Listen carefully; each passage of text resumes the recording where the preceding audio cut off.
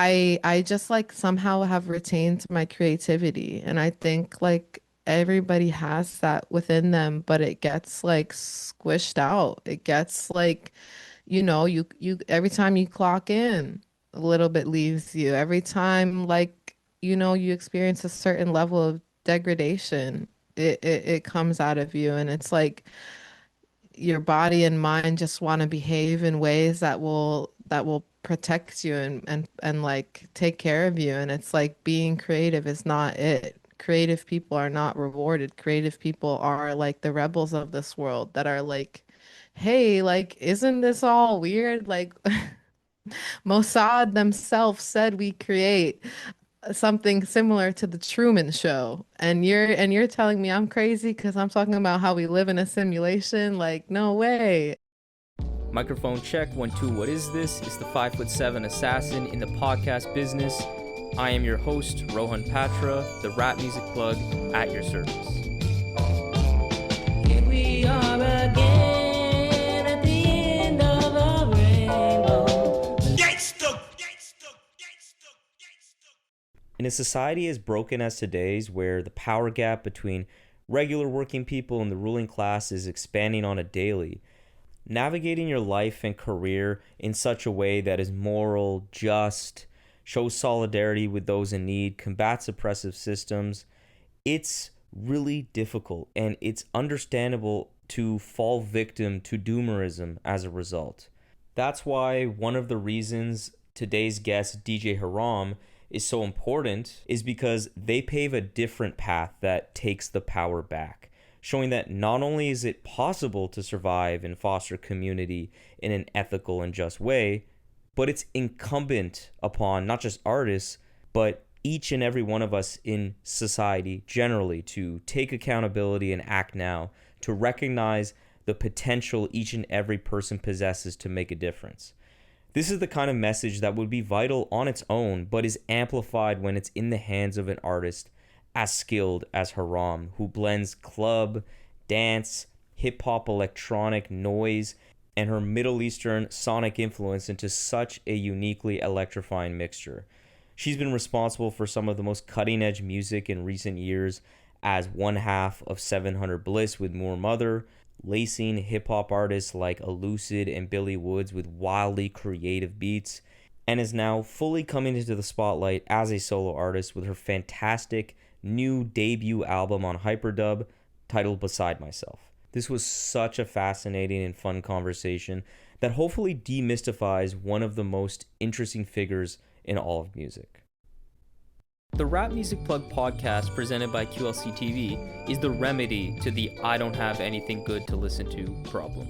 Through in-depth artist interviews, album reviews, and general rap commentary on the best that the underground rap scene has to offer, this is your one-stop shop to knowing what to add to your queue, play next, or pop into your record player. Welcome to the show. DJ Haram, how are you doing today? What's up? I'm good. How are you? I'm great. I'm great. I'm really happy to have you on.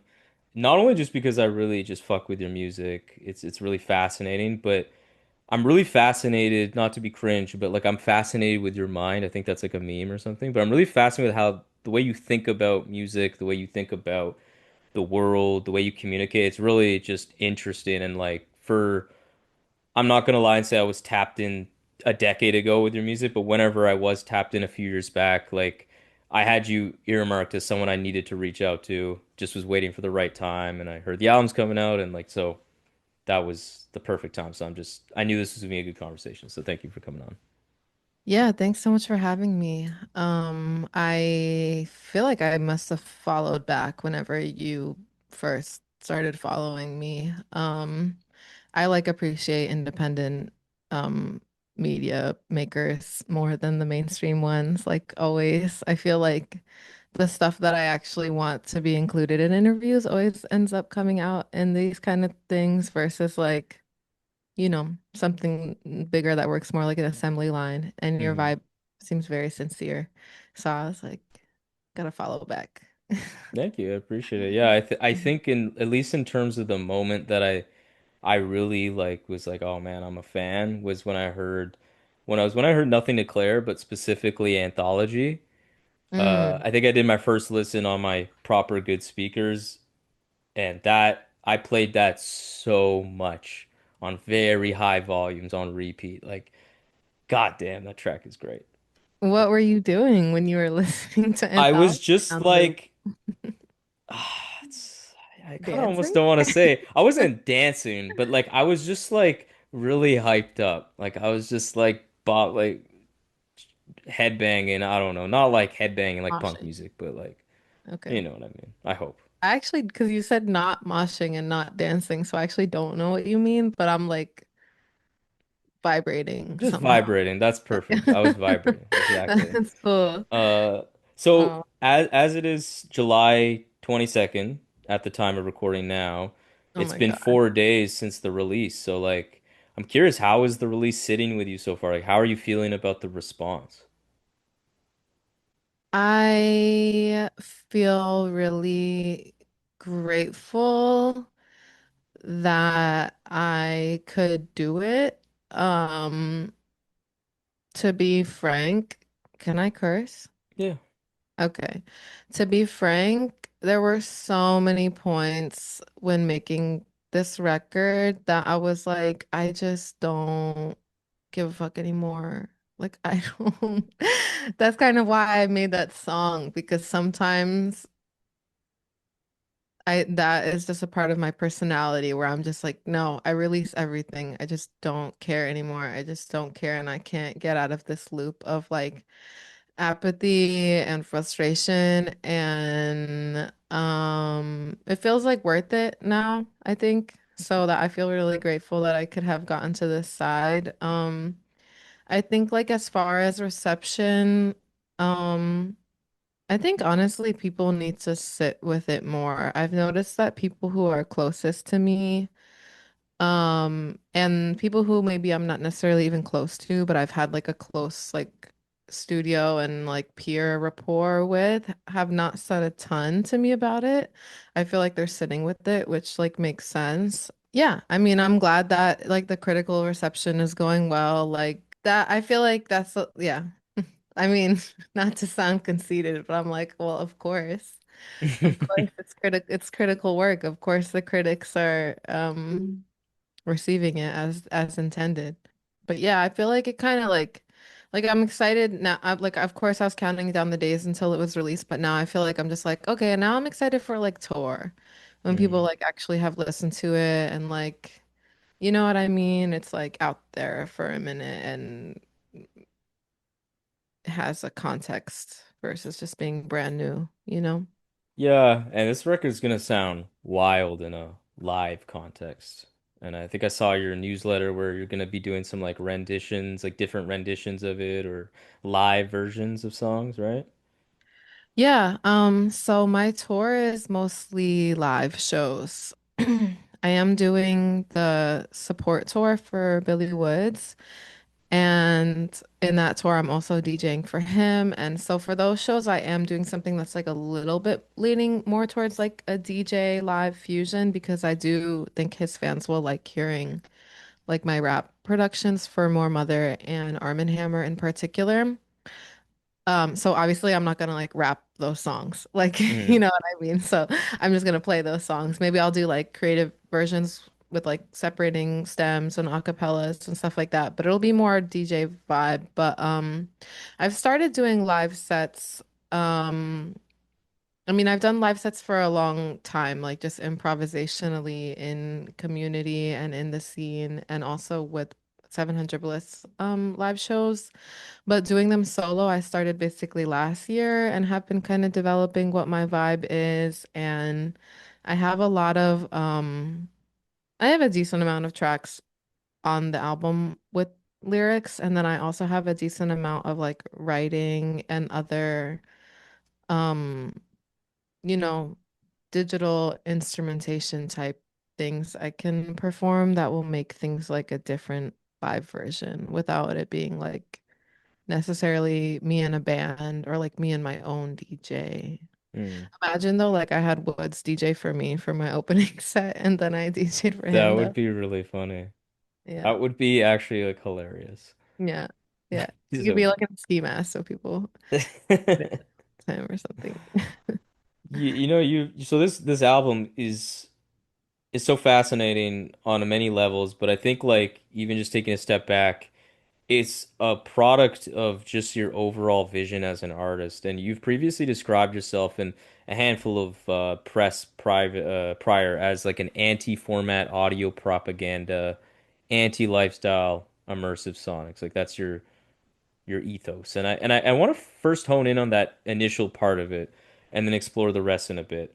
Because related to this idea of being anti-format, I'm curious to understand what feeds this desire to defy convention, reject norms. Like, do you see this act of rejecting these standards and classifications as a way to reclaim some form of autonomy or rebel, either on like a personal, political level?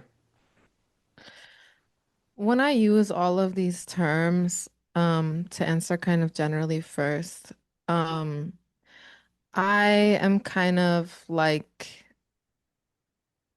I'm playing. I'm playing the game. I'm playing a fun little game, which is why I think the term propagandist is the one that I feel best about. And it's like, so I'm a DJ and I'm a producer, and I work in this creative industry in a role that's kind of more in the like nightlife and entertainment sector. Of course, I have a lot of friends who work in academia. Moor Mother's a professor, Susie Analog's a professor. A lot of people I know have gotten MFAs, and I just did this compilation with Bill Ness, who are this Palestinian slash New York label that does a lot of fine art works. And these are my peers. And then there's also people like Woods and Elusive who can get pretty like academic with it and do have a certain background. Also, there is the aspect of my role and the way I have to interact with like press and legibility and like what is actually a very complicated part of my job. So when I use these terms, I'm kind of like engaging both of those. I'm kind of like taking what I want and what I've learned and what I've seen other people do, and I'm like applying it to myself, but keeping myself still in this like working class enter more like entertainment and nightlife kind of context. I have been more of like a nightlife worker for the past 10 years than I have been a studio artist. Hmm. And one of the things that differentiates someone who's a nightlife worker and someone who's a studio artist is like inventing words and being like, no, I'm smart. I'm an anti-format anti-lifestyle audio propagandist. I have this tendency to like troll a little bit, but then like be like, but no, actually I'm dead serious. Like I get that it comes off funny. It's like I said something the other day. I was like, I actually responded to a journalist who I didn't like some of the stuff they said at the beginning. And I wasn't even like mad about it. I was just like, you're a critic. You're critically engaging my work and I'm critically engaging you, Yeah. critically engaging me. That's like what happens even in pop culture. It's not reserved only for debate teams and, juries and judges. But I said something in one of the things. What did I say? I was like, Was that the one where they were centering identity or something along those lines, right? I think I saw yeah. that. I said affirmation culture. I was like, oh, this lyric I said is actually in opposition to liberal blah blah blah and affirmation culture. And I can explain that comment if you want me to later. But it was so funny because Elucid replied to my Instagram story and was like affirmation culture. You just be making shit up. And I was like, as if you don't just be making shit up. Isn't that your job? Yeah, Can't Lucid makes stop some you. crazy flowery shit sound, but it's like real. It's based in something like a truth, so it's like not Yeah. just bullshit for bullshit's sake. It's just creativity, honestly. Yeah. Anytime I hang around these poets, I'm paying attention, okay? And honestly, affirmation culture, I feel like maybe I'm wrong, but I took it as like I'm connecting it to actually funny enough something I saw a post yesterday. which is a thought I've had for so long, which is just this like therapy talk that a lot of people engage in that's Hmm. very liberalized as a way to be antisocial, where they're like, oh, and it was said in the context of dating, but it was like, the whole like, oh, I don't need to really respond back or like give someone closure because I need to t choose myself first, and like all these things that are like Hmm. framed as a way, but it's really just like you're just being like really disrespectful to that person that like was vulnerable with you, and I don't like that. And affirmation culture, I just kind of I feel like they're interrelated because it's the same type of person, honestly. Yeah. Well, it's like, yes, totally. That the thing that you just said is so wild. I'm like, you could just say you're bad at communication. Like you're bad at communication and like just know yourself. You don't need to create this whole thing around it, this whole ideology around it, where now it's like about some belief system. But yeah, it was kind of like I feel like when you're not like of the majority, people like obsess about identity as a lens. And I've gotten to a point where I'm like super over it because it takes away a lot of the necessary framework of like solidarity and collectivity that I really appreciate. So, I think a lot of the ways that being like that like so-called Middle Eastern culture has played out in the US is one that distances us from other people of similar socioeconomic backgrounds, and there's no point to me, there's no power to me in being like we're separate and special in this way when I'm just like, but we share the same reality. Like they bombed our countries and then we had to come here and they lied to us. And it's like, why can't we like it doesn't feel like conducive towards building in that way. And then it also removes like you as a human in a way. And I'm not pro individualist, but I am like pro people retaining their humanity. I think that's like part of the purpose of like fighting for liberation is like for a certain personal motivation of wanting to be humanized. And I feel like this identity stuff can be really dehumanizing and very much about like filling a quota Hmm. of how many people you need. And that's why you have to be so inelegant in talking about like, oh, DJ Haram is legible as someone representing this identity, blah, blah, blah. And it's like, no, dude, I'm like here representing terrorists. Like, I'm not, I mean, to make a funny joke in a way, but it's like, I would rather represent the resistance and be with anybody like Aaron Bushnell and Greta Thunberg, like, who are both, you know, people from Europe, white people from Europe. Um, so yeah, I feel like the point of a lot of this identity stuff that I've experienced firsthand is to be very like, yes, we see you, we see your culture, we know where you're from, we accept you, we like cohabitate, and I'm just kind of like, that's that's not it for me. Like when I'm talking about, I said you can't affirm this madness, and it's just kind of like I'm talking about like generational mental health problems that you can't just be like, yes, queen, like yes, like whatever. So I don't even want to say some of the type of Orientalist shit people say to me, like Hmm. for me to be this idea they have in their head of like this Middle Eastern girl who they're like, wow, you're this, this, and this. Like, yes. And I'm like, wait, that doesn't help me with any of my problems. Like, you can't affirm how crazy this shit all is away. So, sorry, I Yeah. give really long-winded answers. Like, No, feel no, free it's to hit it with this if I'm no, no, no, like, no. I'm not. I would never do that. This is really interesting, and it reminds me of some other piece you did like very recently with cabbages, or at least it released very recently, where mm-hmm, you it's very interrelated with that topic. You're talking about how you intentionally engage in media manipulation for explicit purpose, and like the stuff you were just saying about how like you're kind of playful with it, like you're being kind of tongue in cheek, but also like you're doing something with an intent.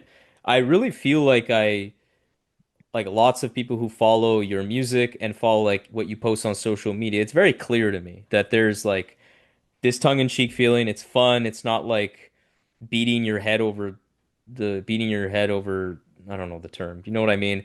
mm-hmm, There's a clear intent, but it's still also very tongue-in-cheek. And I found this idea fascinating about media manipulation, and I think you're sort of elaborating on it, but if you could like what does that look in practice to you? Like what when you do engage with this in this media manipulation? Like, what are you trying to do? Like, is it about like getting a particular political message across through maybe humor, through some other kind of medium?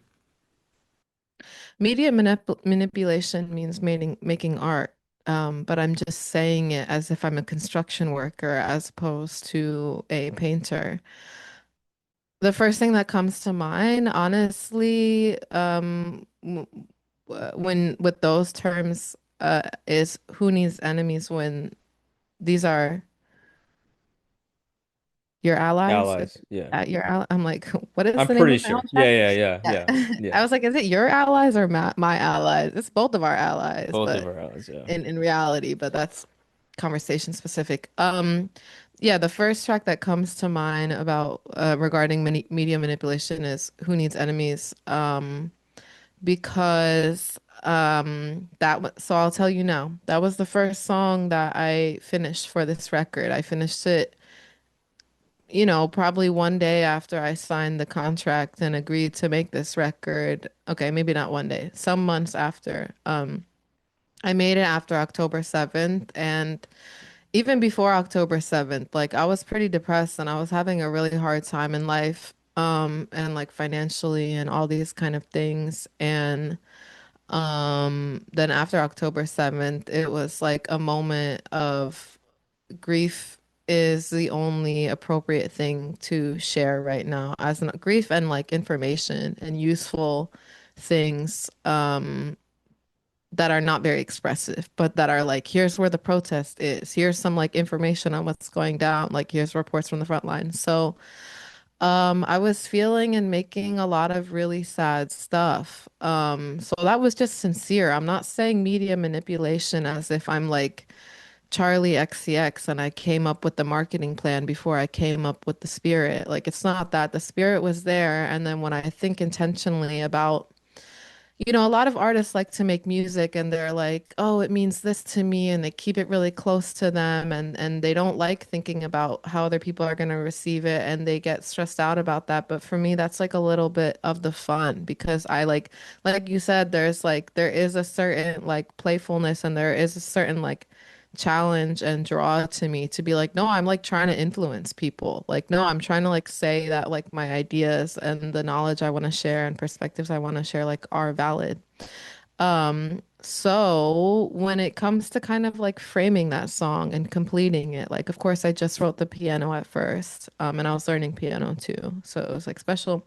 But then when it came to completing it, it's like I'm thinking about all of the media that can go into it, how people are going to receive it, and honestly, it reminded me of the audio that often is behind videos you'll see in Gaza, for example, or in Idlib in Syria, like where there's a lot of media that we're used to seeing, and maybe a lot of people are used to like scrolling past now. And it wasn't only people from the Levant region who have had this kind of propaganda made about them, but it's like there's this kind of almost so basic that it's cheesy, which my piano is. It's like I just learned and I'm just making some stuff that I'm trying to be emotive with. It's not complicated at all. Um, and it's like some sad in like very communicatively sad classical e music over like starving children and um rubble and these kinds of things. And I was going through my field recordings because I added those as like pieces, sonic elements to help complete some tracks. And I thought that song outside of the piano, there's some strings, and I thought it needed more to complete it, give it some kind of like narrative. So I was using field recordings, and I had one with like a baby crying in it, and it kind of like it was just kind of like on the nose for that visual I'm telling you about, where it's like, oh, like these sad people like over there, like the other, like we can't even put normal music over it. We have to put the saddest music that no one actually listens to over it. I don't know. I mean, there has been so much fixation on this genocide about how like children. I mean, for good reason. There Hmm. has been so much disproportionate targeting and murdering of children in this genocide that, a crying baby, the distress of a baby, even one that is hungry, as we are now seeing like unprecedented level of starvation in Palestine. Not even crying because they're, under the rubble, but maybe crying because they're hungry and they're malnourished. It's like we hear about these things, but like, who is making auditory tools for people to really like sit with this reality and like um process it and like actualize it, as they say. And so that was kind of intention there. And I think that was like that's me manipulating a lot of different kinds of media. I mean, even the field recording with the crying baby that I did use ends up with like other family members in the soundscape, like able to cheer up the baby, and they're like, "Hey!" At the end of Mm. it, you hear the baby like kind of stop crying, and it's like almost like this relief where it's like, "Don't worry, like I wasn't sharing a song that was like audio of a baby dying. It was actually just me in Philadelphia at Penn Station and like a baby crying because that's what babies do." And with an obsession with death, there always is life all around, and it's like. Is that, I don't know if that really with the media manipulation stuff, but I feel like that's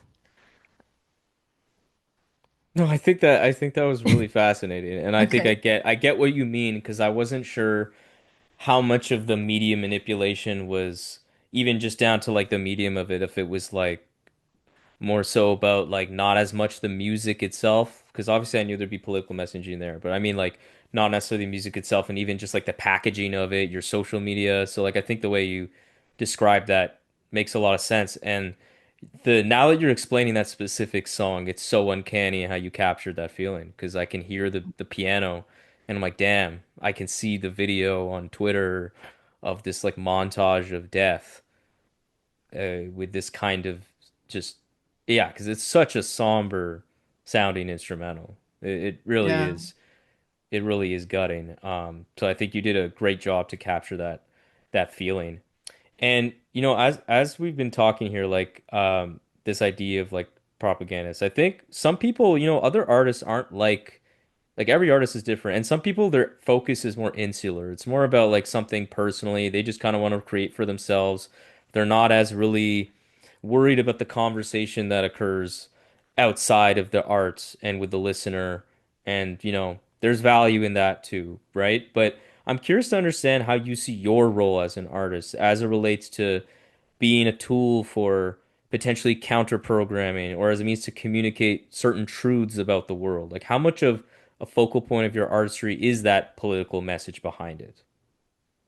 What I've been saying is that it's the only part that matters because otherwise it's just a job or a hobby, which I'm happy to have a job and I'm happy to have hobbies.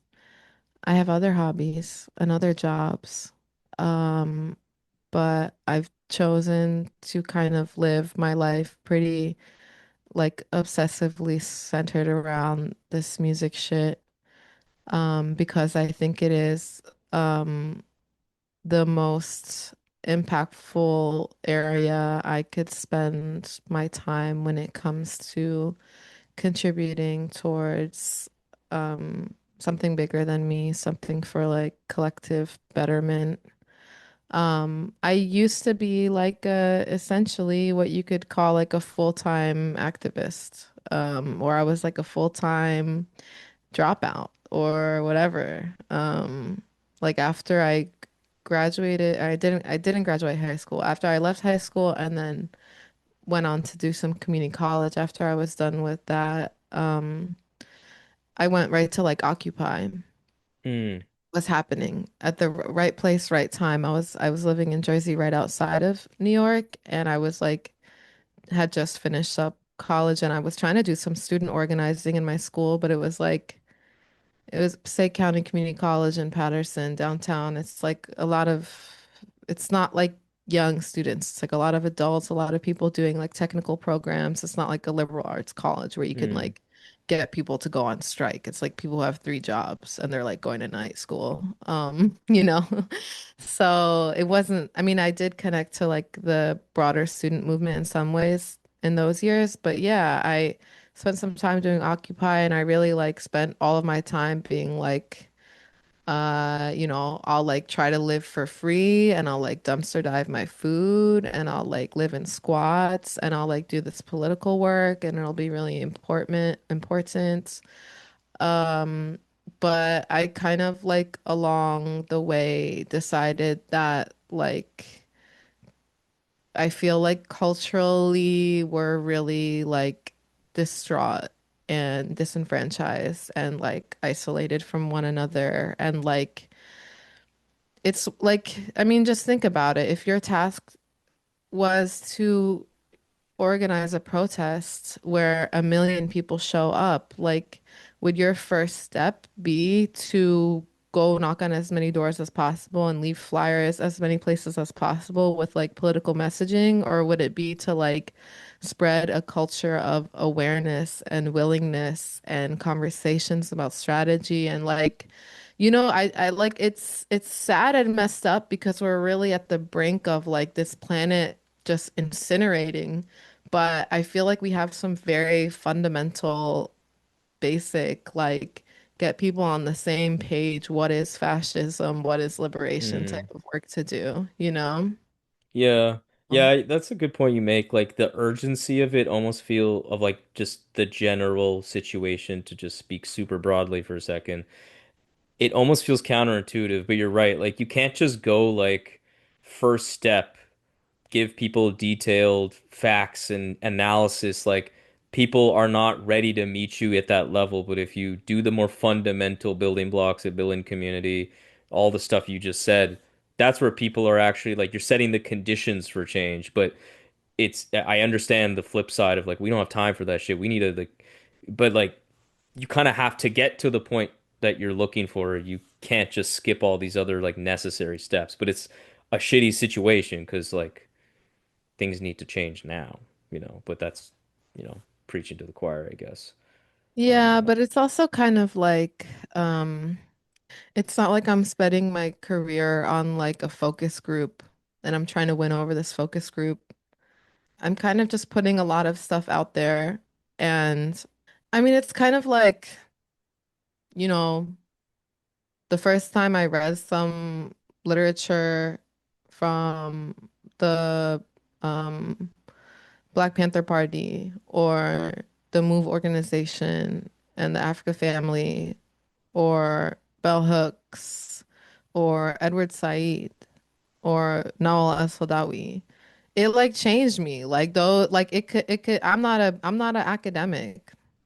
That's also part of why things sometimes be pretty trollish and silly for me is because I'm just a working class person. I'm not like in the library all day. And it's like it took it took one Audre Lorde essay that was 3 pages for me to get poetry is not a luxury.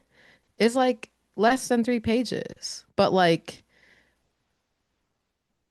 the pen was sharpened for so long to create something that like distills an idea of seeking liberation that is really, really hard to get across to people, especially when the context is like people being sold like, like Superman is the revolution and Nikes are the future and whatever.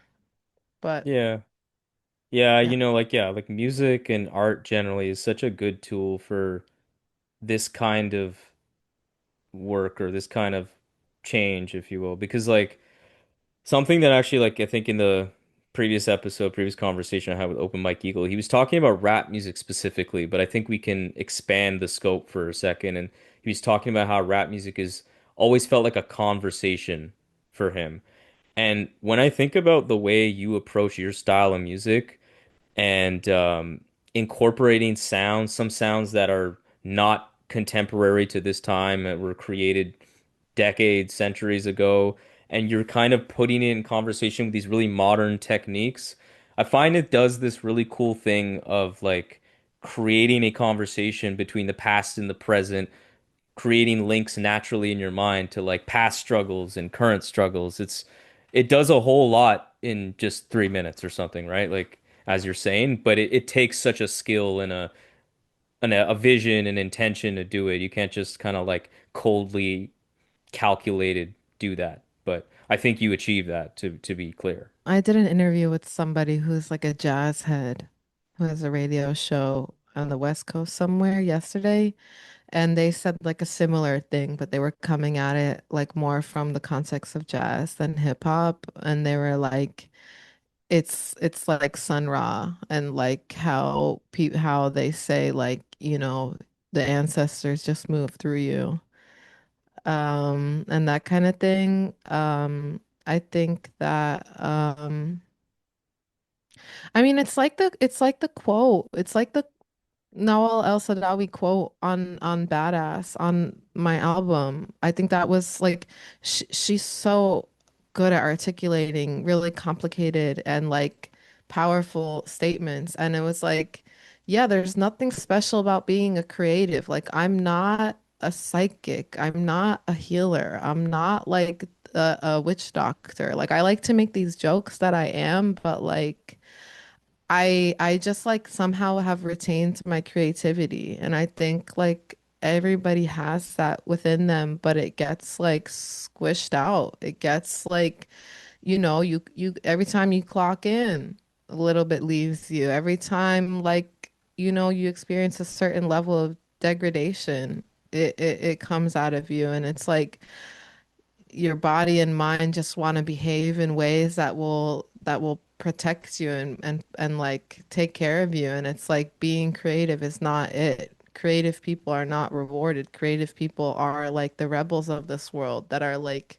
hey, like isn't this all weird? Like Mossad themselves said we create something similar to the Truman Show. And you're telling me I'm crazy because I'm talking about how we live in a simulation? Like, no way. And it's like kids get that. Like young people. I mean, I don't know if I could explain to a child the simulation and Mossad's role, but when it comes to like playing music, I've always prioritized like getting comfortable and like having fun with a tool. Like I've had this drum machine called the DFAM. It's by Moog. It's a modular synthesis uh drum machine, or it's like supposed to simulate drum sounds. It is a synthesizer technically. And I've had it forever. I was actually one of the first people to ever have one because I was in the workshop where Oh we wow. built them before they were dropped. Yeah. I was part of the rollout of it too. You can look up the patches I made for Moog. Mm. But I learn it by like jamming on it, and I've made very few tracks by being like, okay, I'm gonna like program the bass drum, and then I'm gonna wipe it clean, then I'm gonna program the snare and wipe it clean, and then I'm gonna program this. It's like, no, I've just like recorded like sometimes hours of me jamming, and then like cut from it, found moments where I was like, you know what I mean? And kind of like sample myself in this way. And like, I go for this like kind of live feeling, even though I'm very much like a person who works with like digital and like computers, like digital tools and computers. So I still really try to harness that by just like kind of like a jam improv vibe in the Yeah, studio. no, it's really fascinating how this album can sound really meticulous, really detailed, really like, nuanced, but I know based on your background and what you're describing that it comes from like you have an improvisational background and live music is kind of like your core. Like it's just fascinating how it actually came together.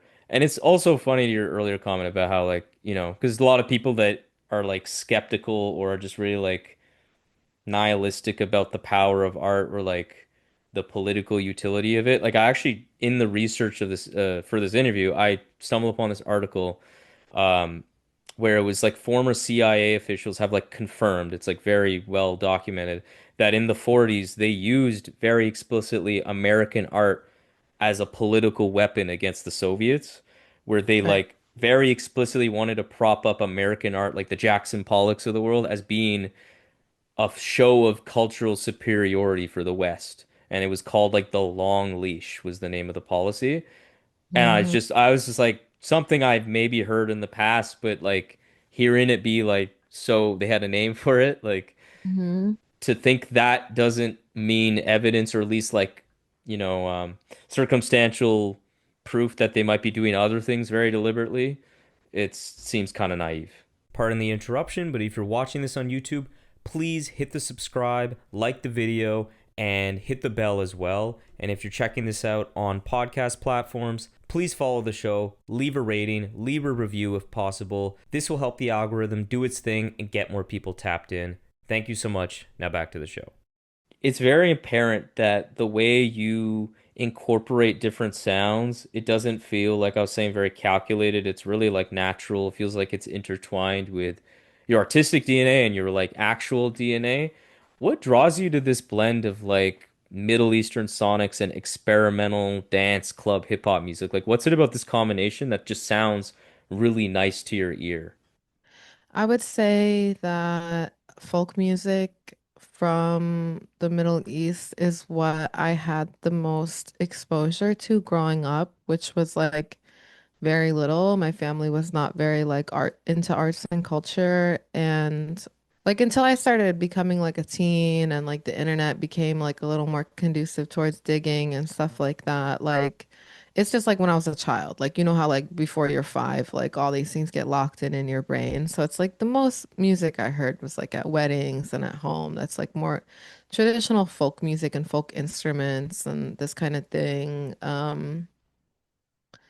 And so I think that's just like part of my like foundation in like a real way, where it's like if you get exposed to languages before a certain age, like a certain depth of the knowledge is gonna stick with you. So it's just kind of it's like a language that I speak.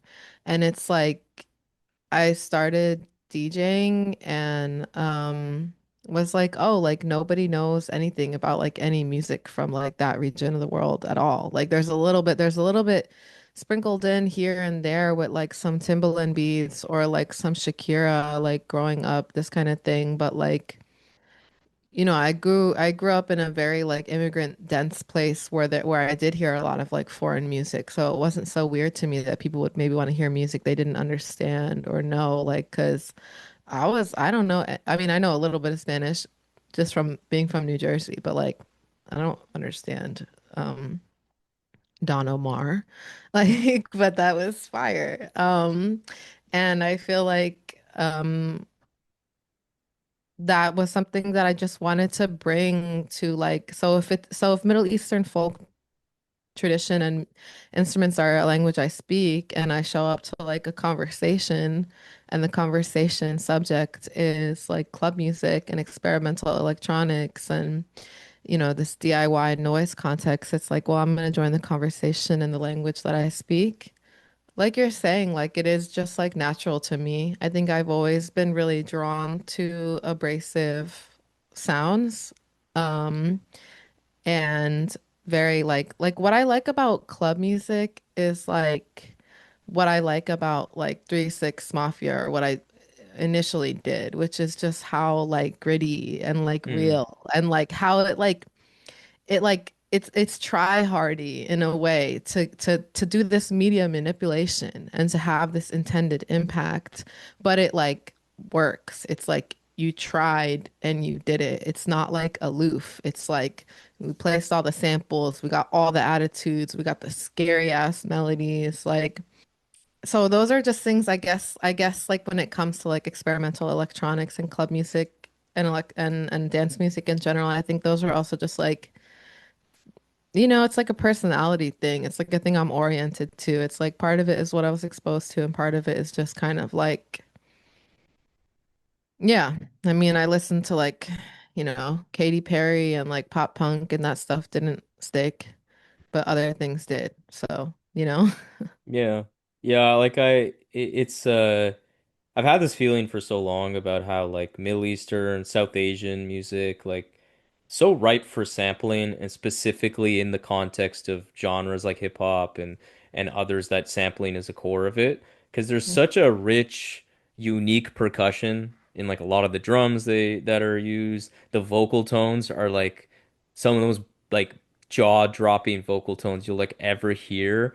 There's so much there, and it's like relegated to a theme on an album, which again, I love a lot of those albums, but it's just like it can't just be like it can't just be incorporated into the regular day-to-day diet of some of these producers. It doesn't even make sense to me. I'm like, I just don't understand how you couldn't find like, I wish I could produce. Like, I'm gonna try eventually to like really get into it because there's just so much good music that you could sample and make some crazy grimy ass shit, you know?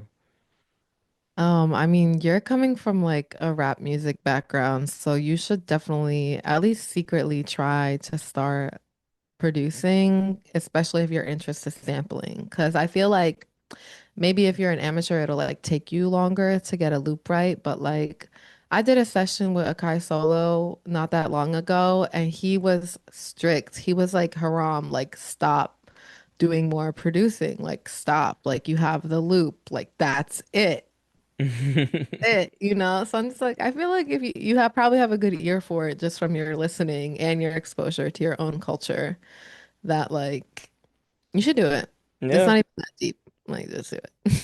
Yeah, yeah. Um, And given all this talk about like the message behind music, one of the a very relevant element of this new album is that you venture into deploying your own words and your voice on this album more than ever before.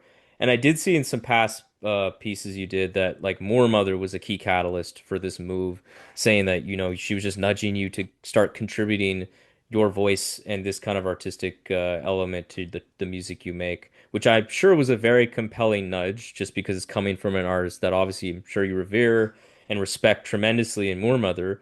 But outside of her influence on that, I wonder like what was this artistic shift also born in any way out of a desire to gain more control or agency over the narrative that your music communicates? Because obviously you can do a lot with the sounds, but your words are that's even easier for most people to digest. So I'm wondering if that played a role. as a musician, any good musician wants to, needs to use all tools at their disposal. Even if you are bougie and you're a Nepo baby, like, I mean, that's the thing. If you're a Nepo baby, they sent you to sing. They sent you to class. Like they sent you to be trained. Like, and you understand the value of these things because you were trained. But I've been in a lot of really famous, fancy, cool, legit producers, studios, and maybe some not even necessarily famous ones, but very like productive and accomplished ones. And it's like using the voice is something that everyone does. I remember one time I was in the studio with this guy, I forget his name, but he is a producer for Summer Walker. Mm. And he worked on like I guess like her second album. And he can't sing, but he like has just by ear learned how to do different melodies with his voice. And so he has not only producer credits on her tracks, but he has songwriter credits on her tracks because he's singing melodies and it's like sometimes including some words and it's like that's just something that's just like some composer shit. That's just like some real producer shit that you're like, here's my voice. And then you add the level of it that I want to include in my art, which is like having a stated message and like have wanting people to walk away with certain knowledge and with being influenced in a certain way. And it's like, well, of course I need to use words. In a funny way, my first EP for Hyperdub, Grace, was more personal than my first full-length album beside myself because Grace was very just like, here's a bunch of music that like I want to make. Like here's a bunch of music that kind of conveys where I'm at and what I feel. And like none of it has, I mean, there's one song with Moor Mother on it where she is saying some pretty compelling words, but none of it has like a stated message. None of it is made with the intention of like I'm talking to the audience, I'm collaborating with society. You know what I mean? So yeah, and I think also just kind of like that media and art game that I was talking to you about earlier. It's just kind of like people don't get stuff, and I like sometimes I'm not great at explaining it, and sometimes people are not great at understanding things. And just the more direct you can be. Like that's kind of the fun challenge of being a lyricist. It's like communicating something, having people get it, but then also doing it in a way where they're like, wow, I would never put it like that, or like I've never heard that put into words. Um, so No, I think you did a great job. Like there's some points here on the tracks where your voice is on it where you're saying things in a way that's it's not complex. It's actually painfully direct to the point where it's like so devoid of any kind of caveats or ways to make the listener comfortable, and you're just saying like fuck these allies. Like it's like it just hits really hard, and it's something that like it's hard to say without saying those words, you know? And I think you hit that balance because obviously there's ways to just be like overly pedantic and like direct to where it just seems kind of ham-fisted. I don't think it was at all that way. It was just it strengthened the message of like the sounds obviously that you brought to the table really well.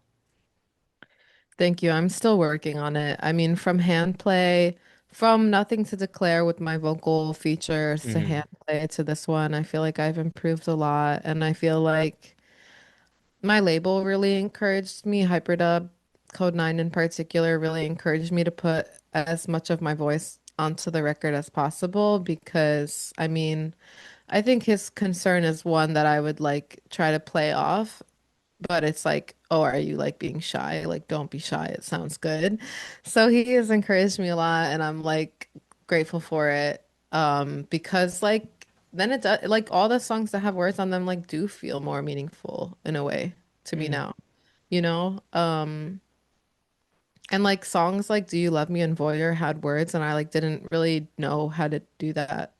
Like I didn't know how to like get them on the beat. I didn't know how to like I had stuff. I mean, it's gonna come out in my zine. I have like stuff written to the song that goes with it, but it like didn't work out. And it's like, well, challenge for next time, you know?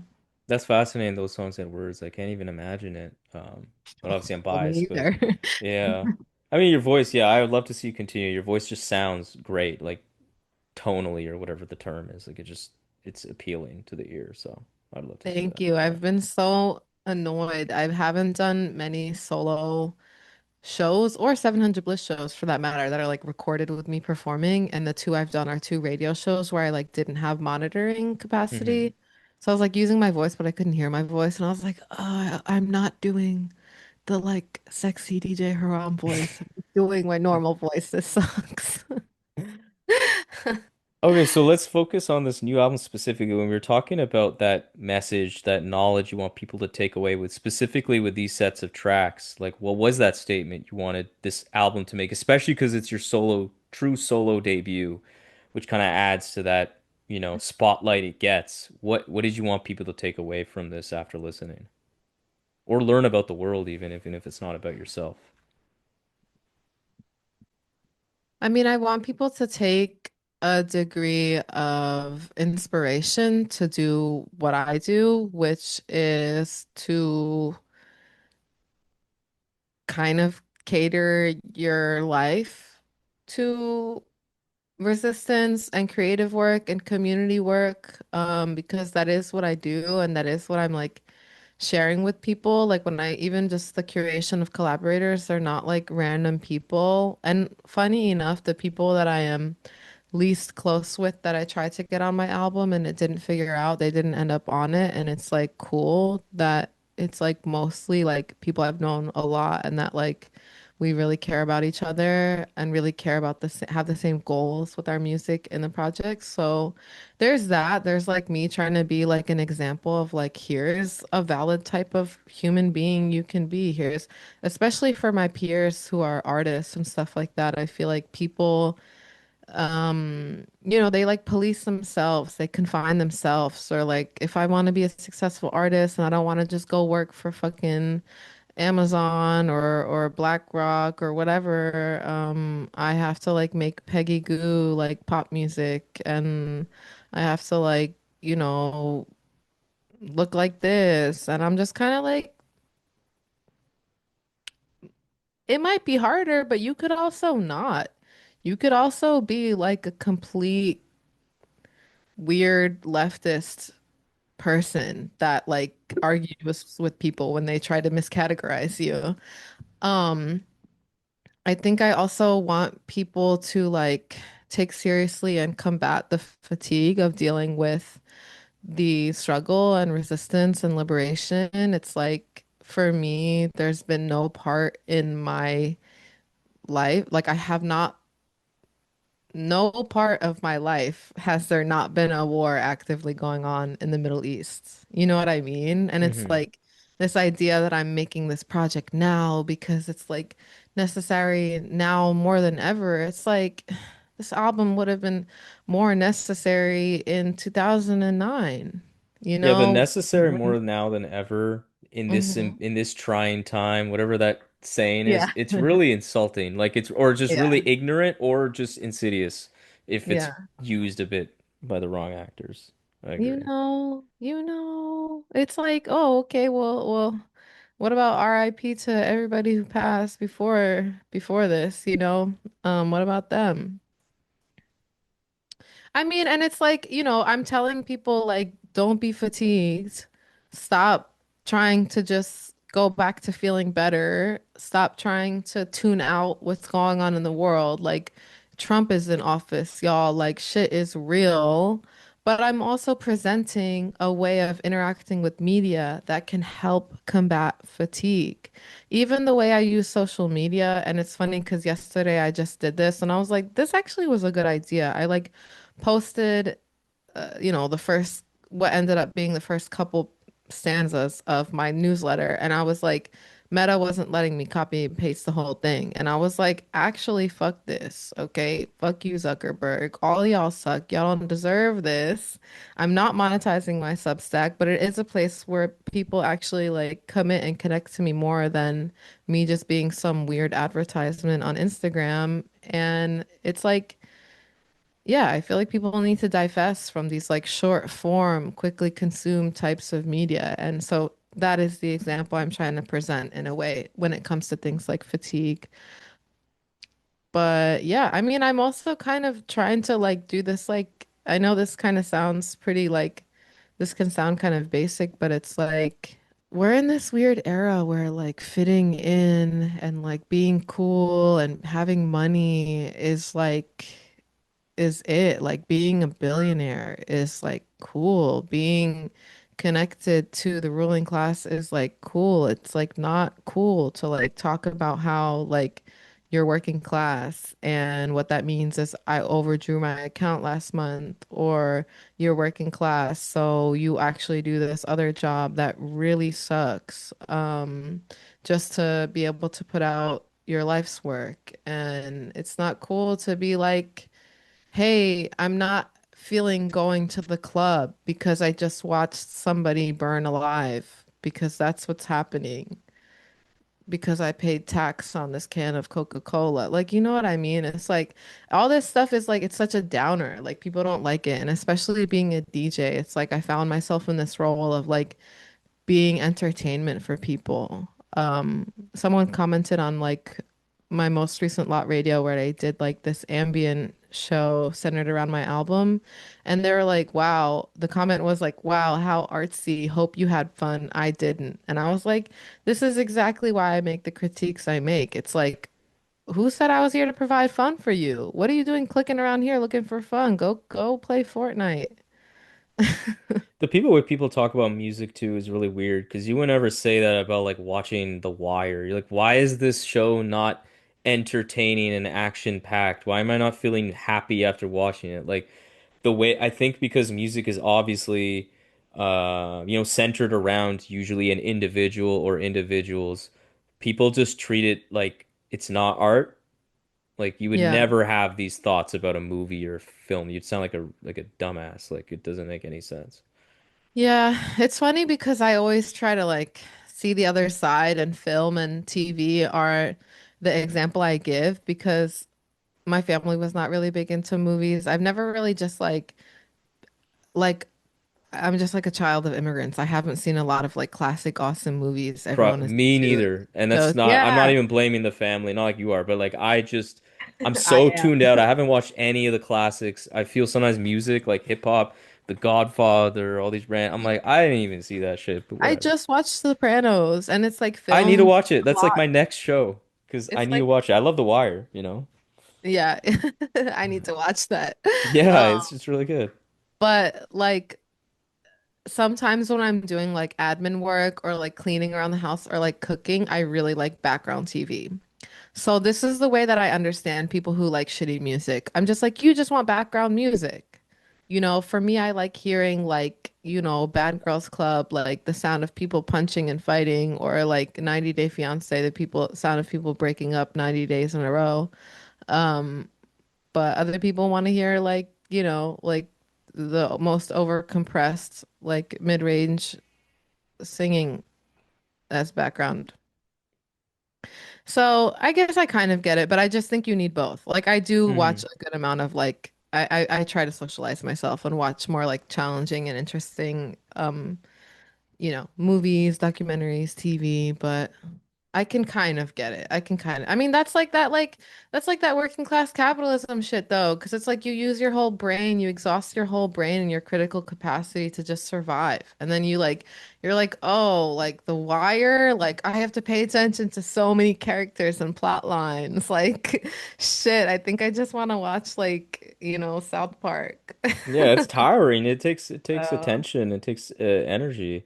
Um, yeah, so yeah. like when you think about this album musically, like with you, it's not really easy to know what to expect necessarily. But even with that said, I was really fascinated by the breadth of sounds you integrated into this new album, and it reminds me of something you said before that you're attracted to the extremes in music because I think this album really exemplifies that. And the only way I can describe it is like there's moments like Voyeur where it's just like pounding in your face, like high energy, chaos.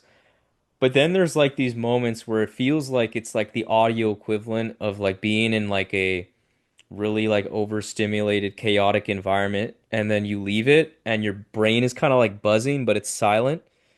I feel like I'm mentally catching a breath and on tracks like the Allies track or like even the beginning, like it's just a really distinct ebb and flow. I find it exhilarating. Could you talk more about like the musical world you wanted to create with the Beside Myself? I didn't have a vision. I was really struggling with that. I knew that I wanted to make an album that was like essentially a manifesto and that like captured the extreme ways I was feeling and the extreme things I was seeing and the extreme changes that are necessary for tomorrow. But I didn't like based off just like pure like oh I'm inspired by this or like oh my hands find the pads and the keys and they make this like I was making really like depressed stuff. It was hard for me to get past like 100 BPM, like 90 BPM, and club music and stuff that comes out on Hyperdub Records is like they're known for their like 160 BPM like footwork and code Hmm. nine stuff and even Fatima Al Qadiri and it's like come on, minimum 130 like maybe Nazar pushes it on the low end too, but he has like machine guns in his tracks. So I really didn't know, like it just kind of came together. I do all kind of exercises in the studio. Like I'll try to, you know, be like if this song that I'm working on like was the weather, like what would it be? Like does this song feel like a thunderstorm? Like okay, so actually now I'm listening to it and it's like it's missing the thunder.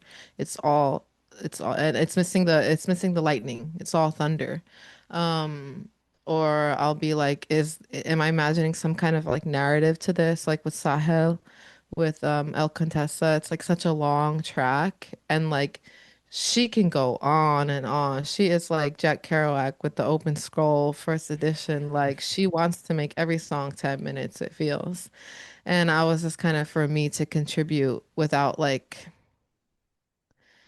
Yeah, without taking over, with still making it both of what we put into it. I was just like, I kind of have to imagine some like narrative story to this. And then the way I can fill in the sound design is by like including sounds that directly or indirectly fit the story. So, we have sounds of like the ocean in that track because we were at Sahel together in North Coast Egypt. Interesting. So you focus on the narrative story and then kind of fit music to that narrative arc, basically. No, that's just one tool. That's like one Oh, okay. sometimes I'll do that. But you just have to get creative with it. I come up with creative solutions to these problems, I would say. I mean, and a lot of times it's also like bouncing off collaborators. Um, like with remaining, the first part that I got was the trumpet, and it reminded me of something that I had wrote already. And then I recorded it. And then when I was sending Deccan different options for different songs, like he's a rapper, I thought he was gonna pick a song with drums. But somehow he heard this one and like that whole vibe was like kind of created together. I wasn't like, oh, like Resistance and my album sounds like a guy doing spoken word in Arabic and a really like triumphant horn. It's just like it just came together. Like we saw, that's just what we made, you know? The horn is very triumphant. I Yeah. really like that sound. And yeah, the collaborators on this album are brilliant. You mentioned those that are on Remaining. Fishnets, just like such a banger. Oh my God. I Yeah. think you posted something on Instagram, by the way, about Share. Is that how you pronounce their name? Mhm. Yeah. Yeah. Make more music, please, because that was just Baby Bang. Mother as well, but just that song, every verse snapped, and obviously Fanon's touches on that were brilliant. And then you got like obviously your 700 Bliss partner in crime, Moor Mother, and you got Armand Hammer, which I'd say you definitely created the most unique Armand Hammer song to date. I think that's like undeniable. Talking about BPMs, Oh, that one's high BPM. That's some wild shit for sure. yep. Incredible work, and like more than just collaborating with them on this track. Like obviously you've developed a connection with them creatively, and I think a legitimate friendship as well. Like why do you feel you connect with Elucid and Woods both like on that artistic level and personal level?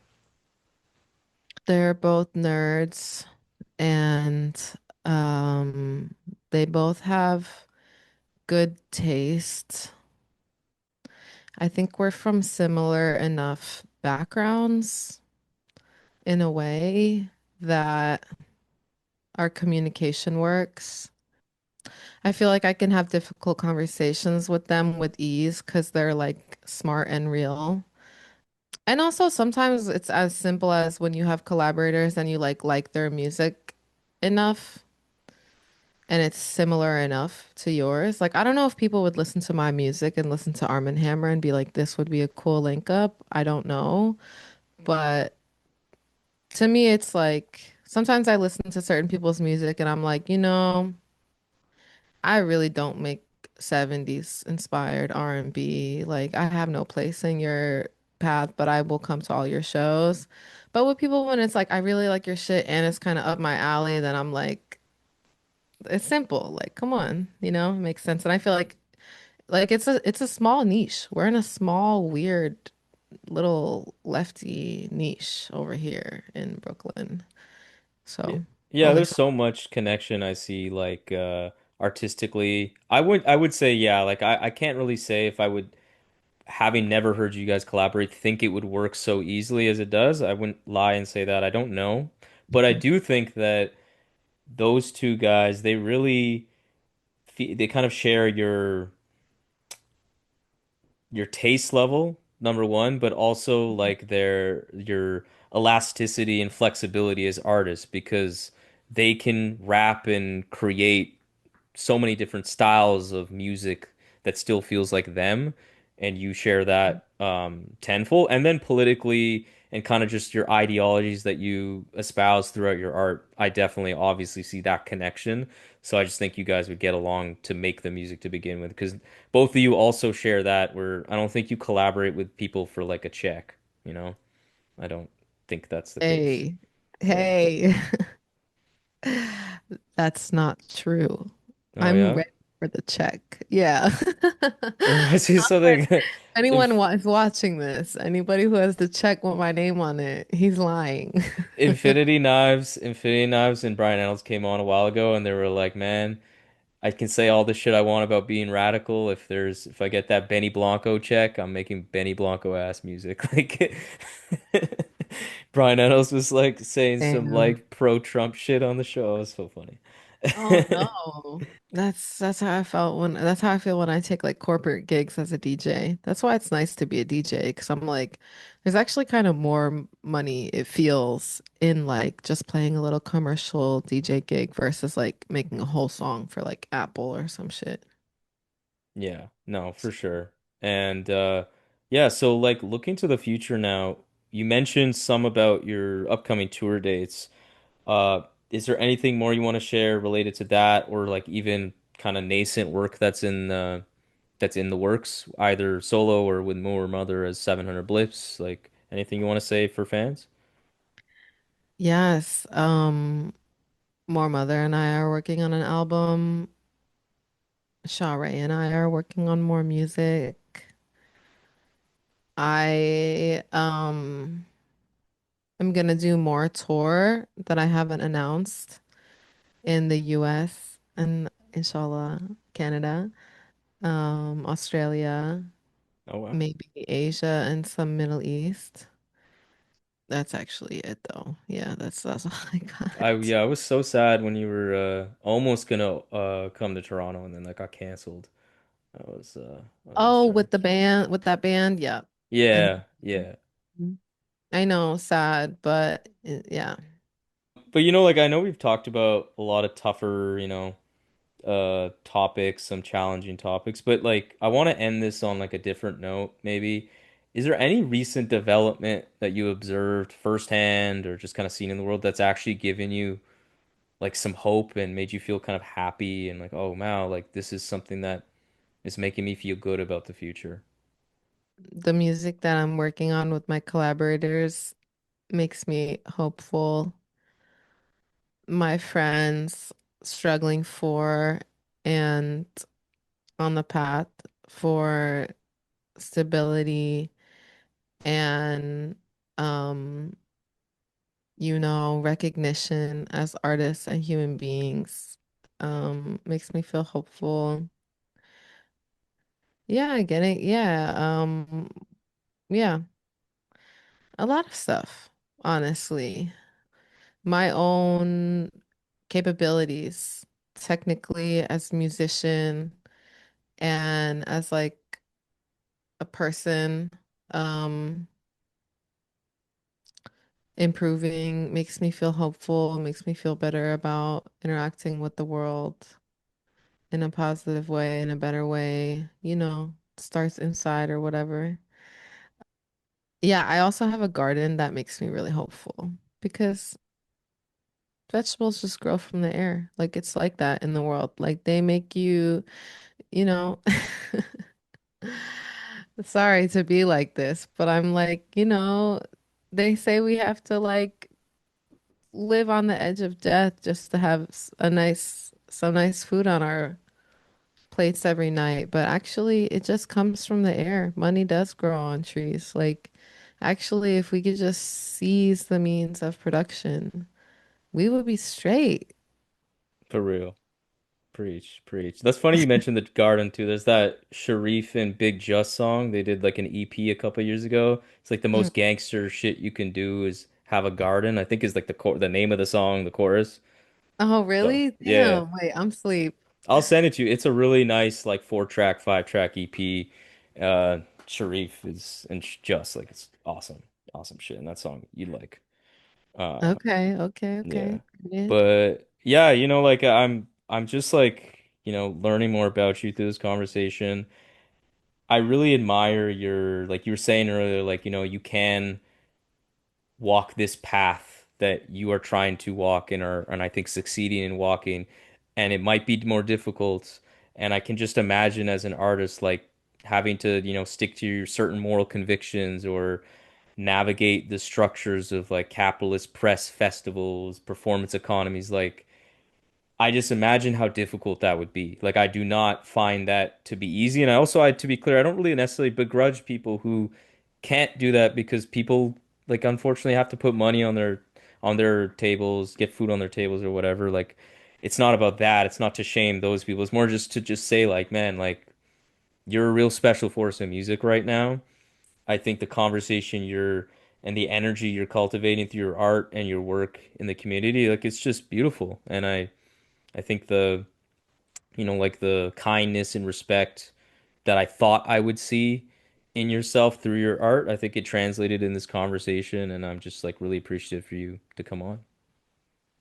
Oh my God, thank you so much. I just want to say this is something I actually wanted to say to one of your questions earlier about like what message do I want people to get from my music, but it's like something that I believe in a lot is that people need to take like adult responsibility now. Like that's what I want people to take away from my music is like however much failing is part of the process of trying, like people need to step up now.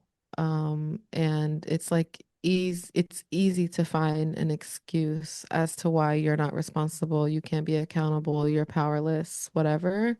But it's also like unbound what you can accomplish when you try. And I see like independent journalism and like critical analysis of this stuff as like part of a cohesive movement. So same to you. I don't know And if I thank you for deserve such a that, but thank you. yeah, no, thank you for such a That's thoughtful interview. And like, yeah, it's been cool. yeah. Thank you so much. Thank you for listening to another episode of the Rap Music Plug podcast. If you enjoyed this episode and want to not only support the show, but join the fastest growing community of like minded indie rap fans, go to patreon.com, search for the Rap Music Plug podcast, and become a patron. You will gain access to an exclusive patron only Discord that me and 70 plus people engage with on the regular, as well as other patron only benefits such as bonus episodes, album recommendation reviews, early access to regular episodes, and much more. So if you have any questions about any of the Patreon stuff, or just want to keep tabs on the show, interact with me on rap music and all the great stuff that we can talk about, follow me on Twitter and Instagram at rapmusicplugpod, or shoot me an email at qlctv.podcast@gmail.com. You can also rate and review the show on Apple Podcasts and subscribe on YouTube and Spotify as well. But that's enough self-promotion for this episode. I hope you enjoyed it. Peace.